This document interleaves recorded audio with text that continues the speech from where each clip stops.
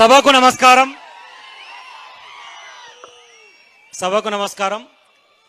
ముఖ్య కార్యకర్తల సమావేశం సూర్యాపేట జిల్లా రేపు ఏప్రిల్ 27వ తారీఖున జరిగేటువంటి భారీ బహిరంగ సభ కేసీఆర్ గారు ముఖ్య అతిథిగా వచ్చేటువంటి దానికి మా నియోజకవర్గం నుంచి పార్టీ దిశానిర్దేశం ప్రకారం మాకు ఇచ్చిన బాధ్యతలను పూర్తిగా నెరవేరుస్తామని చెప్పేసి ఈ వేదిక మీద నుంచి రామన్నకు హామీ ఇస్తూ తెలంగాణ జాతిపిత కేసీఆర్ గారిని నాయకత్వాన్ని కాపాడుకోవాలి, కేసీఆర్ గారిని కాపాడుకోవాలి, కేసీఆర్ గారు బయటకు వచ్చి మన తెలంగాణను కాపాడుకోవాలి.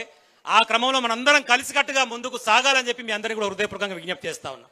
ఎందుకు ఈ మాట అనాల్సి వస్తుందంటే ఎవడో పనికి రానోడు పొలిటికల్ యాక్సిడెంట్ ద్వారా అయితే కావచ్చు కాక ముఖ్యమంత్రి, కానీ ముఖ్యమంత్రి అయినంత మాత్రాన కేసీఆర్ని ఇష్టం వచ్చినట్టు నోటికి మాట్లాడతామంటే చూస్తూ ఊరుకోం, తస్మాత్ జాగ్రత్త, నాలుక చీరేస్తాం కొడక అని చెప్తా ఉన్నాం.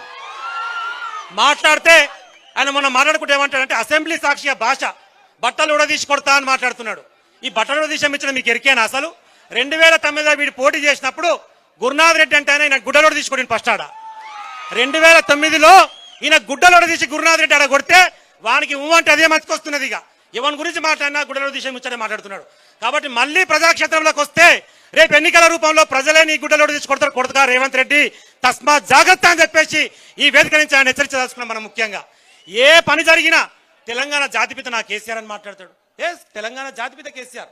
తెలంగాణ జాతి కోసం చావు నోట్లో తలబెట్టి తెలంగాణను సాధించిన వాడు తెలంగాణ జాతిపితనే అవుతాడు. తెలంగాణ కోసం పార్టీ పెట్టి 14-15 సంవత్సరాలు నిర్విరామంగా పార్టీని ముందుకు నడిపించి ఎక్కడా కూడా చిన్న హింసాత్మక సంఘటనలు చెదరగకుండా అహింస మార్గంలో ఆర్టికల్ 3ని ఉపయోగించి తెలంగాణ సాధించిన కేసీఆరే 100% తెలంగాణ జాతిపిత. దాంట్లో అనుమానం లేదనేటువంటి విషయాన్ని కూడా మనం స్పష్టం చేస్తా ఉన్నాం. ఎక్కడికక్కడ మనం కూడా గొంతు విప్పాలి. ఒక్కడు మాట్లాడితే 100 మందిని గర్జించాలి, కేసీఆర్ గారి పక్షాన కొట్టాడాలి. అలాంటి లంగాలకు, దొంగలకు, ఓటుకు నోటుకు దొంగలకు మనం సమాధానం చెప్పి తీరాలని చెప్పేసి నేను ఈ వేదిక నుంచి మీ అందరూ కూడా గుర్తు చేస్తా ఉన్నాం.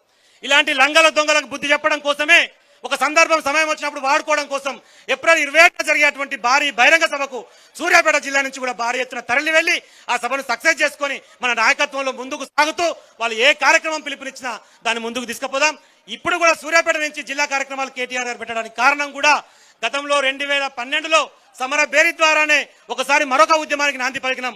ఇప్పుడు కూడా మరొక ఉద్యమానికి నాంది పలకడం కోసం జగదీష్ నగర్ అడిగిన వెంటనే ఈ కార్యక్రమానికి వచ్చినటువంటి కేటీఆర్ గారికి హృదయపూర్వకంగా విజ్ఞప్తి చేస్తూ ఈ కార్యక్రమం సజావుగా సాగుతుంది.